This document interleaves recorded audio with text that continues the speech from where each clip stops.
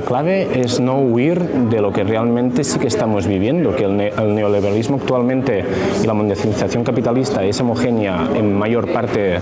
del mundo, pero que sí que estamos viviendo esa fase superior del imperialismo como última fase del capitalismo. Si no, todas las guerras de agresión imperialista que nosotros, por ejemplo, que nos ha tocado vivir en el Mediterráneo, los desastres que están pasando en el Kurdistán, en Siria y todo lo que ya es más que conocido, demuestra que actualmente nos encontramos en esta fase. Por lo tanto,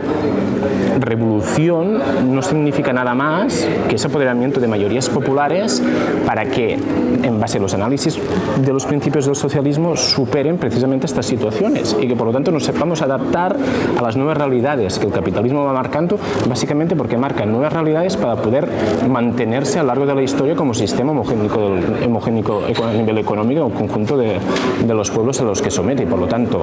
revolución y socialismo para nosotros es adaptación, es mantener el cambio radical constantemente como una propuesta insisto, de mayorías populares y, insisto, de radicalidad democrática en que la gente se pueda apoderar de un proyecto que se vaya suyo para superar precisamente todas estas fases, ¿no? Recuperar, en el fondo, la vieja idea del internacionalismo, de la solidaridad y de la cooperación, y que al final, como socialistas y como revolucionarios, nuestro principal objetivo es la lucha por la paz, por la cooperación y para unos pueblos que se traten de igual a igual y que se miren a los ojos y se pueden intercambiar determinadas experiencias que permitan avanzar conjuntamente al final para la liberación total de la humanidad, que para nosotros es el socialismo. Por lo tanto,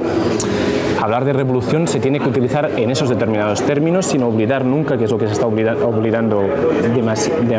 a veces demasiado, que es el tema de la cooperación, de la solidaridad, la recuperación de la idea básica del internacionalismo.